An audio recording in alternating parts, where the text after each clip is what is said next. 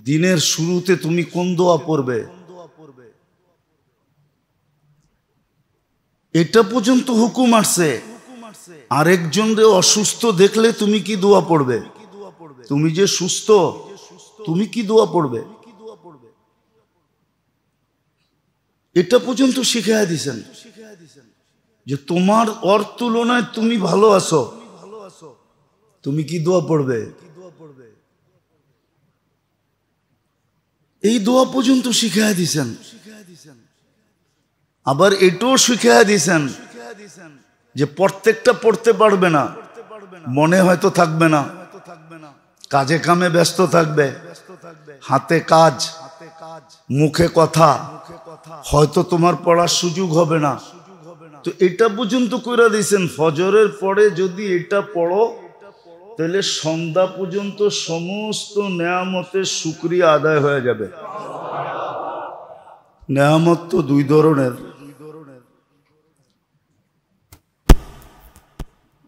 দুনিয়ার যত নেয়ামত চোখে দেখতেছি, যেটাকে মনে করি আর না করি। কখনো দেখা যায় মানুষ নেয়ামতকে নেয়ামত মনেই করে না। খুব কম লোকেই পাওয়া যায় যে নেয়ামতকে নেয়ামত মনে করে। দুনিয়ার দিক দিয়া দুনিয়ার যত নেয়ামত আল্লাহ আমাদেরকে দিয়েছেন, যদি এটা নেয়ামত না হইতো তাহলে ঘুমের থেকে উঠা দোয়া হইতো না। ঘুমের থেকেই তো উঠছে, এমন কোনো ইবাদত তো করে নাই। ঘুমের ভিতরে মানুষের অবস্থার কোনো দিক দিশা থাকে না, ঠিক না? ঘুম অচেতন, কাপড় চোপড় লঙ্গি সঙ্গী শোয়ার অঙ্গি ভঙ্গি সবই তো উলট পালট থাকে, ঠিক না? ওই সময় ওই সাথে দোয়া পড়ার কোনো কথা ছিল না। কিন্তু না, ঘুমাইতে যে পারছি এটাও কিন্তু একটা নেয়ামত। কিন্তু এটাকে বহুত মানুষ নেয়ামতই মনে করে না। বুঝানোর জন্য বলতেছি যে দুনিয়ার দিক দিয়ে অনেক মানুষ নেয়ামতকে নেয়ামতই মনে করে না, যার কারণে সে মসনুন দোয়া শিখে না, যে কোথায় কোন দোয়া পড়তে হবে, কখন কোন শুকরিয়াটা আদায় করতে হবে। না বুঝার কারণেই কিন্তু সমাজে বিরাট একটা সংখ্যা তৈরি হয়ে গেছে, যারা খুল্লুম খোলা এখন বলে সব কথায় আলহামদুলিল্লাহ বলার দরকারটা কি, সুবহানাল্লাহ বলার দরকার কি, বলে না? না পেপার পত্রিকায় আসে না, না মিডিয়ায় প্রচার হয় না, হইতেছে সচরাচর যে সুবহানাল্লাহ কেন বলবে, আলহামদুলিল্লাহ কেন বলবে, কেন ও নেয়ামতকে নেয়ামত বলে স্বীকারই করে না, ও বোঝেই না যে এটা নেয়ামত। আমি যে ঘুমের থেকে উঠতে পারলাম, হায়াত যে মিলল, সুস্থতা যে মিলল, সঠিকভাবে যে উঠতে পারলাম। কত মানুষ তো হাসপাতালে পড়ে আছে, বাথরুম হয় না দেখা, ঠিক না? পেশাব হয় না দেখা, ঠিক না? না হয় নাই, আছে না? ওই যে পেশাব যে হইল এটাকেও নেয়ামত মনে করে না, এই জন্য দোয়া পড়ে না। আর দোয়া পড়াটাকে জরুরিও মনে করে না, শিখেও না। এই সংখ্যাটা কিন্তু আমাদের সমাজে অনেক বড়, হাতের করে গোনা যাবে না। বরং হিসাব করতে গেলে দেখা যাবে 90% লোকেই এই দলে, যারা এটাকে নেয়ামত মনে করে না। বাথরুম হওয়াটাকেও নেয়ামত মনে করে না। নইলে গ্যাস্ট্রিকের এত ওষুধ হইতো কেন? গ্যাস্ট্রিক হয় কিসের থেকে? কষার থেকে গ্যাস্ট্রিক হয়, ঠিক না? এটার থেকেই তো গ্যাস্ট্রিক,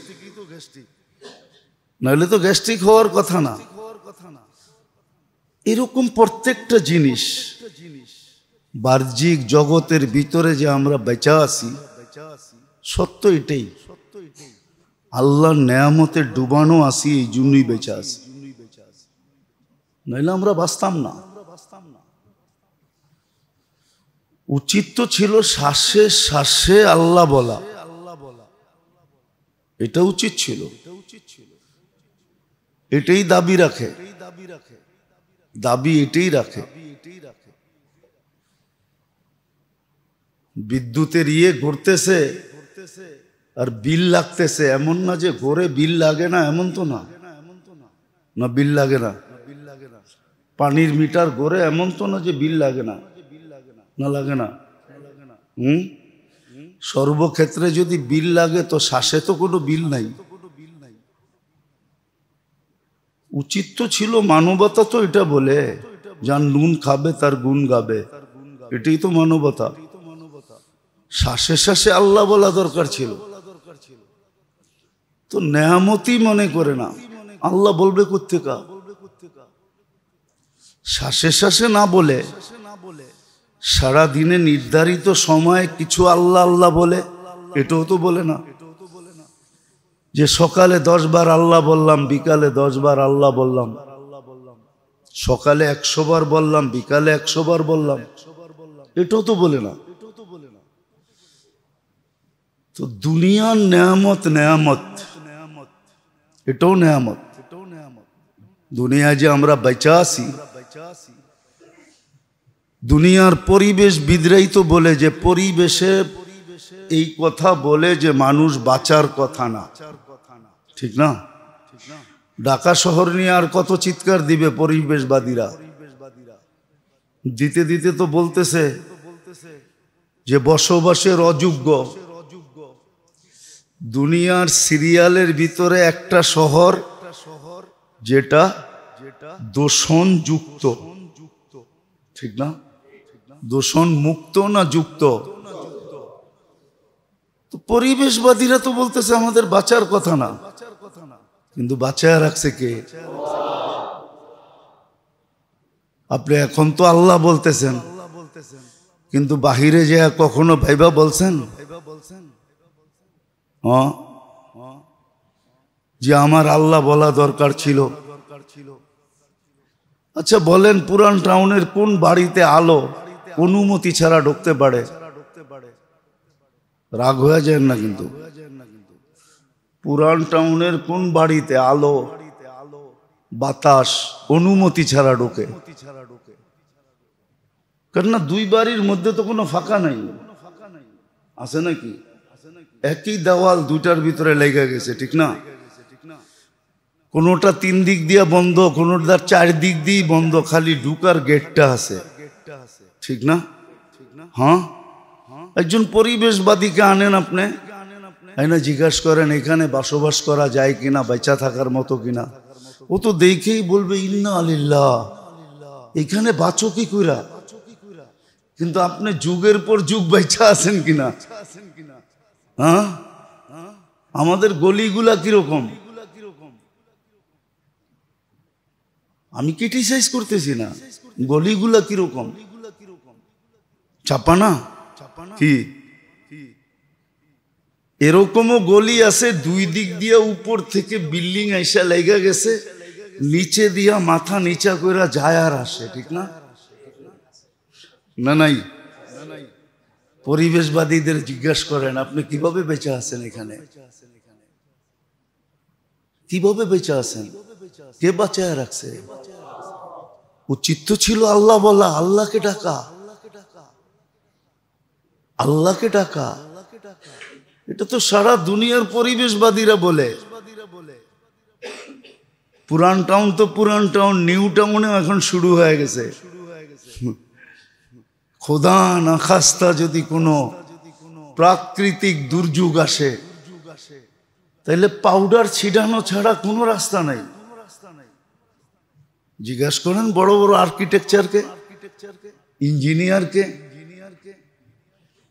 শিক্ষিত মানুষগুলাকে, ওরা বলবে পাউডার ছিটানো ছাড়া এখানে উদ্ধার অভিযান অসম্ভব। শুধু পাউডার ছিটায় দেওয়া যাবে যে দুর্গন্ধ যেন না ছড়ায়, বাকি মানুষ যেটি বাইচা আছে এদের ক্ষতি না হয়, এটাও তো নেয়ামত আপনি যে বাইচা আছেন।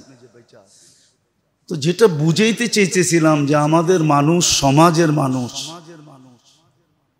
নেয়ামত তো দুই প্রকার, একটা দুনিয়াবি নেয়ামত, এটাকে তো নেয়ামত মনে করেই না। আর এটাকে যে নেয়ামত না মনে করে সে আখেরাতের নেয়ামতকে কখন নেয়ামত মনে করবে? যে চোখে দেখাটাকে নেয়ামত মনে করে না, ভোগ করাটাকে নেয়ামত মনে করে না, ভোগ করতেছে এখন কিন্তু তারপরও নেয়ামত মনে করে না। তাহলে যেটা চোখে দেখে না, এখনো ভোগ করার সময় আসে নাই, ওটাকে সে নেয়ামত মনে করবে কি করে? একটা বাবার বিষয়। কিন্তু আর একটা কথাকে বুঝানোর জন্য এই কথাগুলা বলতেছি যে আল্লাহ কিন্তু নেয়ামত দিছেন আমাদেরকে, আর হুকুমও দিছেন যে নেয়ামতের শুকরিয়া কিভাবে আদায় করা দরকার। নেয়ামতের শুকরিয়া আদায় করো। নেয়ামতের শুকরিয়া আদায় না করলে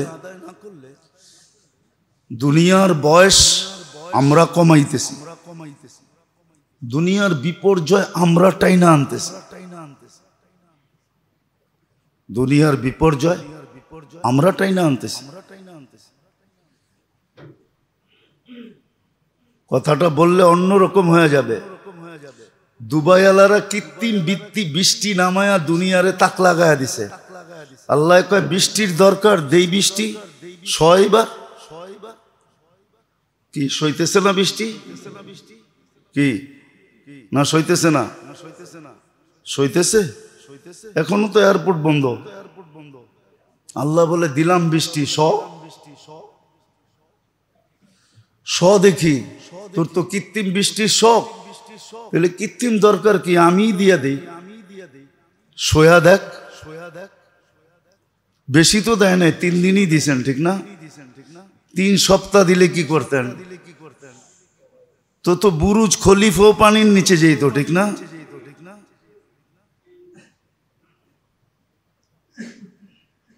তো যেটা বুঝাইতে চাইতেছি আমি, যে দুনিয়ার নেয়ামত যে বোঝে না, ওই নেয়ামত থেকে বুঝবে। আর নেয়ামতের শুকরিয়া আদায় না করার কারণেই এই আযাব। আজকে আমরা সমাজের ভিতরে, দুনিয়ার জীবনের ভিতরে কোনো না কোনো অশান্তি কেন ফিল করতেছি? শুধু নেয়ামতের শুকরিয়া আদায় না করার কারণে। আমি তো 2-1টা দেখাইলাম। আল্লাহর তো কথা 24 ঘন্টা তোমাকে নেয়ামতের ভিতরে ডুবায় রাখছে। এই জন্যই তো দিনের শুরুতে পড়ার হুকুম আছে, যে দিনের শুরুতে তুমি কোন দোয়া পড়বে। এটা পর্যন্ত হুকুম আসছে। আরেকজনরে অসুস্থ দেখলে তুমি কি দোয়া পড়বে? তুমি যে সুস্থ, তুমি কি দোয়া পড়বে? এটা পর্যন্ত শিখাইয়া দিছেন যে তোমার ওর তুলনায় তুমি ভালো আছো, তুমি কি দোয়া পড়বে। এই দোয়া পর্যন্ত শিখাইয়া দিছেন। আবার এটাও শিখাইয়া দিছেন যে প্রত্যেকটা পড়তে পারবে না, মনে হয়তো থাকবে না, কাজে কামে ব্যস্ত থাকবে, হাতে কাজ, মুখে কথা, হয়তো তোমার পড়ার সুযোগ হবে না। তো এটা পর্যন্ত কইরা দিয়েছেন, ফজরের পরে যদি এটা পড়ো তাহলে সন্ধ্যা পর্যন্ত সমস্ত নেয়ামতের শুকরিয়া আদায় হয়ে যাবে। এমন কি সকালে যদি পড়ো তাহলে রাত দিনেরটাও আদায় হয়ে যাবে। আর কি করতেন? আলাদা আলাদা তো যদি পড়তে পারো তাহলে তো ভালো কথা। যদি আলাদা না পড়তে পারো তাহলে ফজরের পরে পড়া ফেলো, তাহলে রাত দিনের শুকরিয়া আদায় হয়ে যাবে, নেয়ামতের শুকরিয়া আদায় হয়ে যাবে। এতটুক পর্যন্ত করছেন। প্রথমে আলাদা আলাদা দিছেন, প্রত্যেক নেয়ামতের জন্য আলাদা, ঘুমেরতে উঠা আলাদা, বাথরুমে যাওয়া আলাদা, বাথরুমতে বাহির হওয়া আলাদা, ঘরেরতে বাহির হওয়া আলাদা, ঘরের ঢোকা আলাদা, বাজারে যাওয়ারটা আলাদা, বাজার থেকে বাহির হওয়ারটা আলাদা, প্রত্যেকটা আলাদা আলাদা দিছেন। দিয়া আবার নিজেই দয়া করছেন যে এতগুলা যে দিলাম, এটি তো পড়তে পড়তেই দিন যাইব গা, কাজ করব কখন? তো আবার নিজেই ব্যবস্থা করছেন যে একটা দিয়া দেই, একটা পড়বো, সবগুলা হয়ে যাবে, এক তীরে সব শিকার, একটা পড়বে সব। একবার বলছিলাম মনে হয়, ওই দোয়া বলছিলাম, বারবার যে বলবো এরকম না, শিখতে হবে। আর এই মুহূর্তে বললেও আপনি মুখস্থ করতে পারবেন না, শিখতে হবে, বারবার শিখতে হবে। শিখা যদি শিখতেও না পারি, তাহলে উচিত ছিল চটি বই পাওয়া যায়, এই দোয়াগুলোর চটি বই পাওয়া যায়, ছোট বই পাওয়া যায়, সকাল সন্ধ্যার দোয়া, ওটা একটা জ্যাবে রাখেন, দেখা দেখা মাগরিবের পরে পড়েন, দেখা দেখা ফজরের পরে পড়েন, এতটুকু করতে পারবেন না। আজকে আখেরাতের নেয়ামত বুঝি না, এই জন্য যে দুনিয়ার নেয়ামত বুঝি না, আখেরাতের নেয়ামত কোত্থেকে বুঝবো? একটা প্রবাদ বাক্য আছে, যেই সন্তান মা বাবার না, ওই সন্তান কারোই না। কারো যে মা বাবারই খবর নেয় না, ওর কার খবর নিবে? শ্বশুর শাশুড়ির? হয়তো বলবেন যে না, এখন তো উল্টায় গেছে, এখন মা বাবার না নিতে পারে, শ্বশুর বাড়িরটা নিতে পারে, ঠিক না? পারে না, প্রবাদ বাক্য আছে না, সারি দুনিয়া এক তরফ, জুরু কা ভাই এক তরফ। মনে হয় বোঝেন নাই? কি বুঝছেন তো? যারা উর্দু বোঝে ওরা বুঝবো, ঢাকায়ারা বুঝবো আর কি, আপনারা বুঝবেন না। সারা দুনিয়া একদিকে, বোর ভাই একদিকে, এটারই উর্দুতে বসে, সারি দুনিয়া এক তরফ, জুরু কা ভাই এক তরফ। সারা দুনিয়া একদিকে, বোর ভাই আর একদিকে, শালা আর একদিকে। তো যেটা বুঝাইতেছিলাম,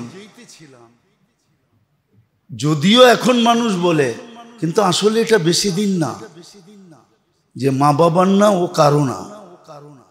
তো যে দুনিয়ার নেয়ামত বোঝে না, আখিরাতের নেয়ামত কি বুঝবে? জান্নাতের নেয়ামত কি বুঝবে? আখিরাত কামানের নেয়ামত কি বুঝবে? যে দুনিয়ার নেয়ামত বুঝবে, ও আখিরাতেরটাও বুঝবে। এই জন্য দুনিয়ার নেয়ামত যারা বোঝে, আলহামদুলিল্লাহ, এটাই সত্য, ওরাই আখিরাতের নেয়ামত বোঝে। টুটা ফাটা আখিরাতের জন্য চেষ্টা করে, মেহনত করে আখিরাতকে বানাইতে চায়। আর যারা দুনিয়া বোঝে নাই, দুনিয়ার নেয়ামতকে নেয়ামত বোঝে না, ও একটা শব্দই শিখছে, প্রাকৃতিক।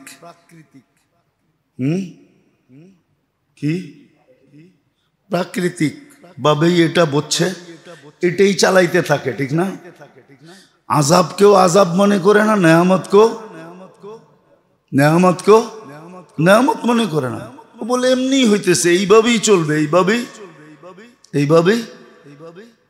কেননা গ্রামারের ভিতরে অনেকগুলা বিপরীত শব্দ আছে। তো বিপরীত ছোটবেলা লেখছেন কি লেখেন না জানি না, স্কুলে পড়া অবস্থায় বিপরীত শব্দ লেখো। সুখ লেখা দিছে, তারপর লেখছে বিপরীত লেখো। বিপরীত কি? সুখ, সুস্থ, দুঃখ, অসুখ, ঠিক না? ওই ওডি লিখতে লিখতে এখন মনে করতেছে এগুলা সব এরকমই হইতেছে, এইভাবেই হবে। এটা নেয়ামত শেয়ামত না, এটা হইলো একটা ধারা। কি সিস্টেম, কি সিস্টেম মনে করে যে শীত গেছে গরম আসবে, শীত গেছে বসন্ত আসবে, বসন্ত গেছে হেমন্ত আসবে, হেমন্ত গেছে এখন গরম আসছে, গরম গেছে বর্ষা আসবে, বর্ষা যাবে আবার আরেকটা আসবে, মনে করে এইভাবেই চলবে। কিন্তু এটা যে নেয়ামত এটা মনে করে না, যার কারণে দুনিয়ার নেয়ামত যে না বোঝে ও আখেরাতের নেয়ামতও বোঝে না। এই জন্য কোরআন কিন্তু বড় বুঝাইছে। সত্য এটা।